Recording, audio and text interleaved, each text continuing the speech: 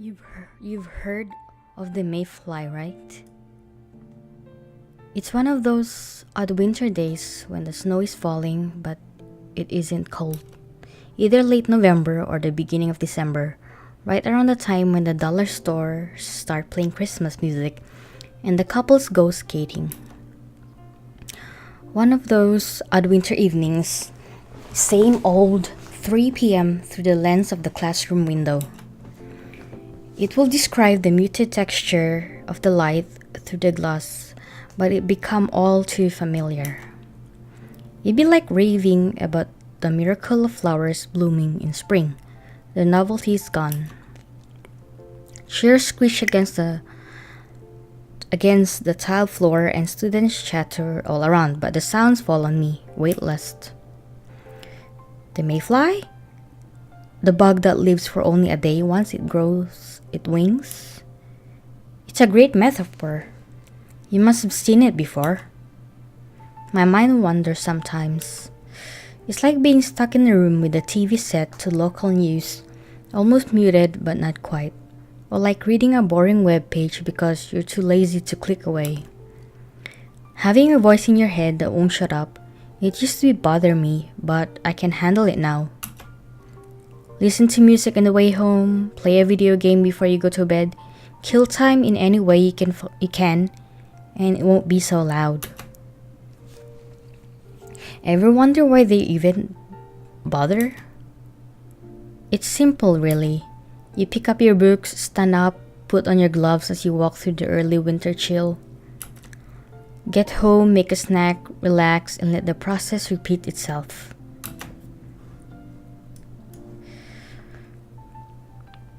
Life is the easiest thing in the world when you think about it. But sometimes, memories resurface, the horrible red-brown that encroaches on my vision, creeping from a box locked safely away.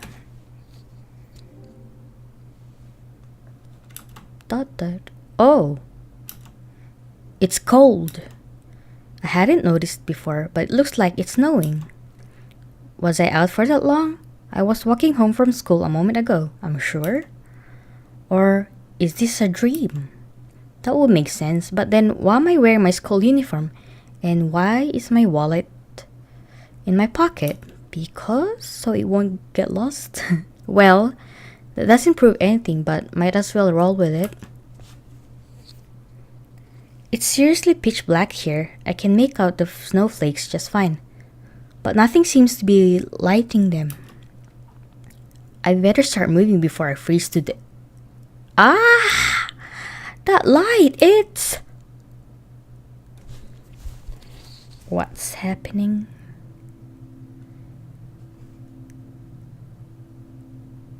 You've come. You? Thank you for coming to see me. It's lonely here, you know. Lonely? Yeah, I can't deny that. It's a peaceful prison, trapped in the darkness under the soft snowfall. But it's a prison. What's the matter? Aren't you glad to see me? She looks familiar, I'm sure of it. The memory teases me like a vivid lucid dream, but I can't grab hold of it. It's been such a long time. I thought you would have been ecstatic. I open my mouth, but the words are lost. The more I search for the memory, the more her eyes bewitched me. As snowflakes land on the girl's hair, I force the first words out of my mouth. Who are you? Do you really not remember me? What a shame. We have so much to catch up on. Her smile is confident, mysterious, somewhere between angelic and doll-like. There's nothing to worry about. After all, we have all time in the world. So then, who are you? She looks me in the eye and my heart stops. I'm the person you wish you never met. She embraces me and my senses freeze until a color strikes my eye against the monochrome backdrop. Hanging in my stillness, a red ribbon drifts from the side of her hair. And on the inside of that ribbon, something is written. But just as fantastic as that is the fact that the words are scrambled, blurred, even though my eyes are only inches from it. That ribbon, don't you remember? It was your... Her voice fades away. I glance at the ribbon again, but before I can move closer, my stomach flips upside down. Wow! The girl's warmth fades from my arms. Ah! Is she disappearing? This world is... A knife pierces my heart as I realize something. It's not this world that's disappearing. It's me. Why? What happened? I wonder who that girl is. Day 1, reunion. Oni-chan! Oni-chan, are you up? That sounds familiar. Mark, we're going to be late. Ah! Are you even listening to me? Yeah, I heard you. Jeez, it wouldn't kill you to be a little more gentle. Gentle?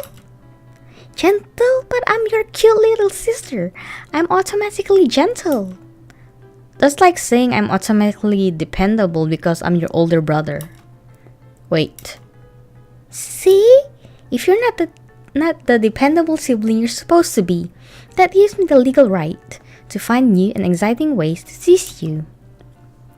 And who was it that wrote this law? More importantly, I have a history test this morning, so I'll leave you behind if I have to. Touching my diligently evil little sister runs down the stairs. Can she find a more normal form of a torture? It's bright out, pleasantly bright. I can get lost just looking at that pale blue sky, although I fear the cold that accompanies it. See, this is why I hate winter. Nature has no mercy for the northern hemisphere. Actually, does that make a difference? Technically, every country has to be a part of a hemisphere. So there must be a warm region in the northern hemisphere, and even so, the southern hemisphere would be... Mark, I've been working on my Hokuto Shinken and... I'm coming. The last time she tried this. I shudder to think of it. I'm pretty sure I know who my next practice subject will be if you make me fail my test. Isn't it actually practice partner, not practice subject? So that's my sister Rina. Since she started at my school, life has been hell. Well, maybe that's just an exaggeration. She's a nice girl and all. She takes care of me, makes me lunch, forces me to buy her stuff. See what I mean? I'm out of compliments already, and that threat certainly wasn't the first. Ouch! Stupid razor. That was supposed to show me how to use this thing. Anyway, Rinny's a strange girl, to put it nicely. She always rattles on about these crazy robot wars and melodramatic love stories that she watches, trying to find new and exciting ways to pull me into her world. I haven't figured out why she calls me Oni-chan yet, though. Isn't it ironic? Ironically unironic. Ironic because she thinks I'll think it's subtly, ironically unironic. I can only conclude that it's part of some devious scheme that I have yet to catch wind of. The tip of the iceberg, so to speak, if the iceberg were a blood-related little sister. But as I like to criticize her, I can't complain. She still does better than me at school. Alright, I'm almost done. Oh, and she also does a better job of cooking and budgeting than me. And she never sleeps in, and the only time she's late for school is when I hold her back. Now, do you see why life with her is hell? Good morning. Did you sleep well? I slept perfectly fine until I was awoken by a certain someone. How could you say that? How could you? You should be thankful to have a cute girl like me wake you up every morning. You're not supposed to call yourself cute. Is that because we're blood related and you're off? That's not why. I mean, it's a little vain, don't you think? And it's not very cute. True. But what if I'm only doing it to unnerve you? Good point. Well, I don't have to thank you for keeping me on my toes all the time. You're like my mother is what I want to say. But imagine her twitching smile and my life flashes before my eyes. Sorin, you have a test this morning? Yep, I did a quick review with my friends yesterday, so you don't need to worry about it. I wasn't worried. Oh, is that your way of hiding your affection? Was that even remotely implied? I'm sure you'll pass the test. I just want to make sure you don't forget anything and end up failing for some stupid reason. Like that time I accidentally brought my Game Boy instead of my calculator? Yes, like that time. I was only 12, it was an innocent mistake. Only 12. Regardless, you get what I'm saying. Just don't screw up. I know I won't. But aren't your exams coming up as well? Uh-oh. I was going to go over to Luca's house and study over the weekend. Something like that. Even for you, that's not a very convincing lie. Psychic. But I did not make that up on the spot. It wouldn't kill you to have a bit of faith in me if I said I'll study. Really? You'll spend your whole Saturday afternoon doing math problems? And rereading your social science notes? I'm tempted to say what notes, but that really isn't the problem here. Well, would you look at the time? Don't change the subject. We're already late. Well then, we'll have to continue on lunch, right, Oni-chan? That smile is so much more endearing before you get to know her. Made it! I leap past the front door as the clock strikes 8 o'clock, inhaling a lungful of December air. Not bad, Mark. Not bad at all. You were taking so long with your bag that I thought I really have to put the gloves on. I thought you were going to leave me if I took too long. I was only kidding. Leave my only brother alone to walk to school on such a cold day. I couldn't. And yet you can practice your anime fighting techniques on me? Well, when you look at it that way. But you know, mastery of the martial arts can be extremely important. What does this have to do with anything? It's important, really? Yeah, I know. Self-defense and all that. No, not just self-defense. It's an extra weapon in your arsenal. What? Okay, picture this. Okay. Imagine that you're fighting against an enemy who already knows your techniques. And why would I be doing that? Because the person challenged you, because he kidnapped the princess. Use your imagination. But what if the princess is another Then you'll have to go look for her. Ouch. Anyway, let's say you end up in a combat with someone who knows that you're good with long-range weapon like a crossbow. They already know your weakness. All they have to do is dash forward and fight at closer range. The archer won't be able to react fast enough, and the attacker will have the advantage. But what if you're using a mid-range weapon like a lance? A lance? That's easy. A well-trained warrior will be proficient with both bows and axes. And everyone knows that the axe beats the lance. True, but then couldn't you just learn magic and attack from a distance? Yes, but what if your enemy knows that you're a magician? A skilled axe wielder would eliminate you with a single strike, no critical necessary. Every magician needs an ace up his sleeve. And that ace is the martial arts. That's one option. You see, magicians draw their power internally, not externally. Magic, unlike sorcery, flows through a natural internal circuit before it can be used in the form of a spell. The use of these circuits can draw much of an amateur's magical energy, resulting in the weakening of the magus combat ability. In this scenario, even a trained magus would be susceptible to the attacks of an ordinary human. More so, if said human is killed in hand-to-hand combat, though it's an unlikely scenario, it would be prudent for a magus to enough with the info dumps. Fine, I don't need you. She taps a Twitter icon on her phone and runs away. Aw, why did you cut her off? Okay, I may have been a bit hard on her back there, but this isn't a bad outcome either. You'd think the streets would be a bit more busy in the morning, but no one ever passes by here. It's hard to get used to if you're from the city, but I've lived in the suburbs my whole life, and I like the peace and quiet. It's nice. Lets your mind wander.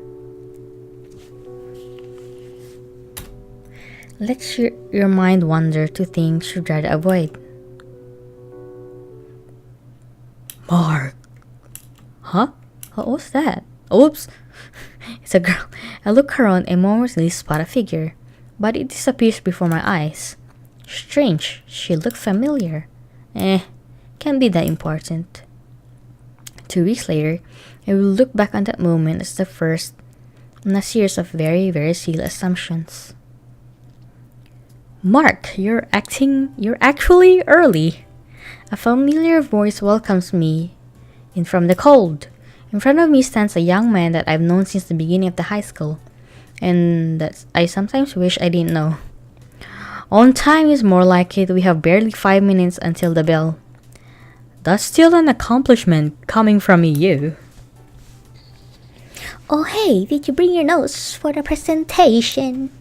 My other friend Lillian voices her question politely, unlike a certain little sister. Oh, Mark. Oh, well, Rin was on the computer until midnight, and my laptop needed recharging, and your house was constructed without power outlets, of course. Fine, I'll print them out at lunch. And there goes the bell. I can't believe I'm saying this, but I'm actually looking forward to a boring lecture, if it means I can relax. The teacher's voice drones on, and on, and on. I only know one way to escape. Jumping out the window might have long-term consequences though, so I'll be content with staring through it. Whenever I'm bored at school, I always like looking at the weather and thinking about how I would rather be anywhere but here. Although, fortune treated me with nothing but a sadistic little sister and a pile of unfinished homework this morning, so maybe I'm better off in class after all. This boy. Mark. Am I hearing this? Mark! It's just like this morning.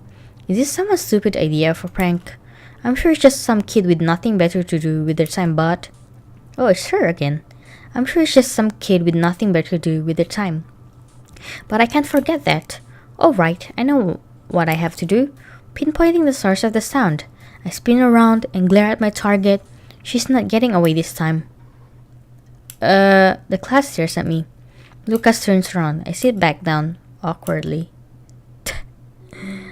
Lunch, finally! No matter how many years pass, nothing beats the taste of cold meat and freedom.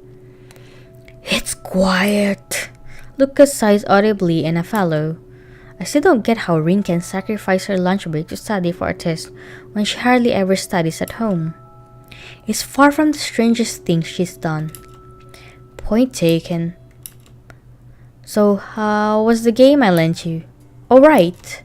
To be honest, I'm not really into those they're not dating sims if they don't have statistics. Whatever, it doesn't matter. I'll check it out when I get time. Right now, I'm busy with... I was about to say schoolwork, but that lie won't last a second. Stuff. Yeah, stuff. Mark, you know what this means, don't you? I really think I can see the sunlight glint of those glasses. This means that you have yet to experience modern Japanese visual culture in all its glory. Can you please shut up now? Surely you found yourself taking a peek at Rin's DVD collection at some point in the past 16 years. Have you ever felt disconnected with the path the story takes? I'll take that as a no. Protagonists always have a plot armor in suspense stories, and the main heroine always wins in romances. Even aside from the being dumped by the awkward transition between two inherently different mediums, have you ever felt like the story isn't working? Doesn't it feel like the main character is a brainless idiot and that you do much better job than him? Have you ever felt like the idiot protag a punch in the face and tell him to choose the sky innocent library girl over that deceitful one Oni-chan Chara who can't go on a date without thinking about her little brother? This statement may contain a slight amount of bias. Oh. At any rate, there's only one solution to problems like this. You play the game.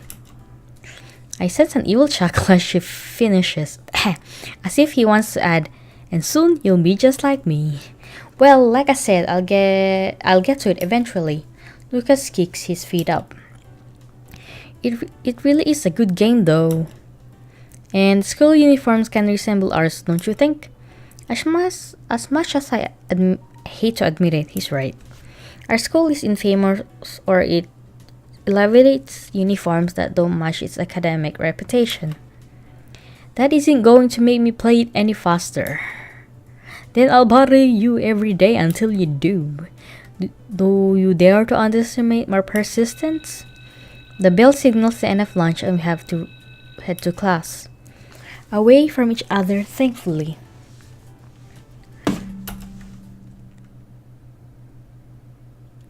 I did it. It took a few years, but I did it. I made it back.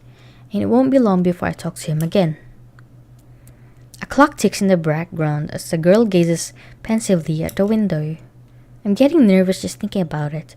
Nervous and a little excited. It's been so long. What'll I do if he's changed? This whole plan will be pointless. I have to stay calm. I know what I'm doing, and I thought it's all through. Just stick to the script. But I'm nervous. So nervous. That's fine. I like sunsets. I really do. I could live without long walks on the beach, but sunsets? They're special. Cliché doesn't have to make things less special. Not that it matters much. Storybook romances stay in the storybooks. It's just nice to catch a glimpse of stories sometimes. Be it the MP3 shuffle gods granting divinely selected background music, or a perfect twilight after a day of rain. Phew! Thanks again for the help. Don't worry about it. It's not like I have anything better to do.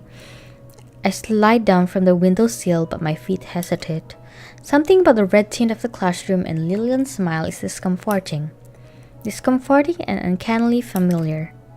Does the school library always get this much work? I can see why you asked for a hand. No, the library usually maintains itself with the help of the teachers. We just have some extra things to take care of before the end of the term. Paperwork, mostly. Sounds tough, all work and no pay. I think you mean no play. Wait, you're getting paid? No, but... Well, there you go. You win this one. Anyway, as I was trying to say, I don't mind the extra work. We help out because we want to, right? Though, it's nice to have an extra pair of hands from time to time. Right. Besides, you always end up owing me favors. This is just one of them. Anyway, shall we head home? Yeah, let's go. I grab my bag and rush to hold the door. It can be nice to stay back after school, can it? On the occasion, the weather is nice today. I tried to find something other than weather to comment on, but... It's always cold in the winter, but it feels good when you're inside. It's like looking at a snow globe. Does that make sense? Now that you mention it, I don't think it does. Oh my gosh. It made sense in my head. Don't worry about it. I know what you mean. Mark, don't lie. Do you? I think. What? It couldn't have been that important, right?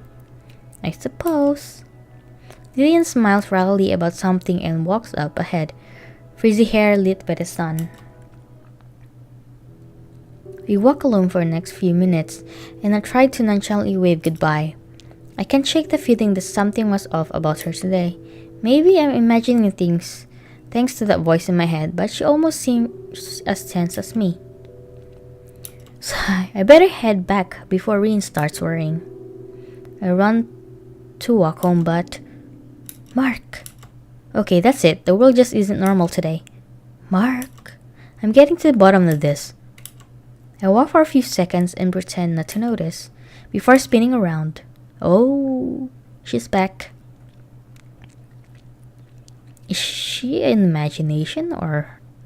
It's a girl. She stands out, long purple hair and red ribbon swaying in the breeze. She appears in an alleyway to my left and I see her lips move. Lomi. The minute I step forward, she points to her right. It's the road that leads back to my school. I look back at her, or at least I would have. Had she not already disappeared? That arrogant. Alright, now she's really done it. I run to this town all night if I have to. You're messing with the wrong guy. Boop. Before I realize it, the sky darkens and clouds drift in. From time to time, I catch a glimpse of something white out of the corner of my eye, but it disappears before I can identify it. She is deliberately dashing through this side street, and she always seems to be exactly one street ahead. I gasp for breath as I reach the school building. The girl stands daintily at its entrance. You stop! She grins and runs inside. She has a graceful quality about her. I say run, but it's more like she's gliding.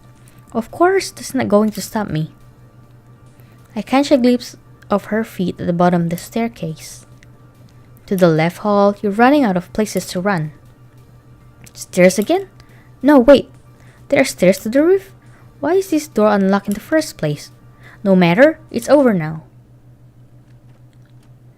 The skies turn black before I realize it, and snow drifts cautiously down. The last piece of the puzzle falls into place. The purple-haired girl, the snow, the black sky. I saw it all in my dream. Oh, she looks sad. The girl looks at me from the edge of the roof. Thank you for following me, Mark. Oh, how many things should I be yelling at her for right now? But I can't. My mind isn't functioning like it should. Scattered images from a time I'd rather forget flash through it. First of all, let me apologize for luring you out like this. It was the only way I could talk to you alone. She steps closer. Of all the things I want to say, only one line comes out. Who are you? Don't worry yourself over minor details like that. You will remember me soon enough. Soon enough? What kind of vague hint is that? The past will fall into place eventually. It has a habit of doing that. She pauses and looks up the sky. The snow collects on her hair. You might not remember me yet, but I remember you. I've been waiting to see you for a long, long time. She points her eyes at me and I can't look away. Will you help me, Mark? Will you accompany me long enough for you to recover your memories? That's a strange request. My thoughts vanish. I nod unthinkingly. I will, but you owe me something first. Tell me your name. I feel her warmth before we even touch. She walks up to me and pauses in an inch away, breath turning to mist. Myra. Oh, what a nice name. I hear her name and her ribbon flutters before me. The memories taunt me. I've seen this, but a cold breeze strikes me as she steps back.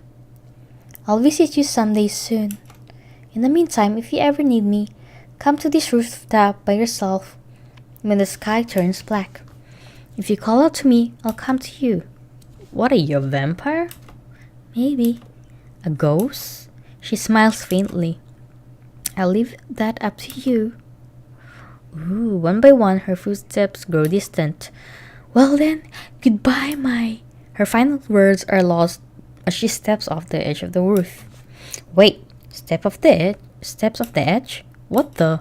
I dash to the edge of the roof as fast as I can and look down. But there's nothing. Not even a footprint on the freshly fallen snow. My head is spinning. I don't want to think. I don't want to think. I don't want to. Is there? Is there? And it keeps coming back. It's there. It's there. I see her, and what was is she called herself? The person I wish I never met? Is she here to hunt me? But then why do I feel so? The girl in the sunset watches me. Like a figure in a faded photograph, she watches me. Like a portrait, like herself in a house of mirrors. Watching, always watching. She just won't blink. All the while, the snow continues to fall. Myra's figure dances through my mind, trapping me somewhere between curiosity and awe. It's the beginning of winter. As the snow dusts the city streets, I can't help imagining that her footprints will turn up very, very soon.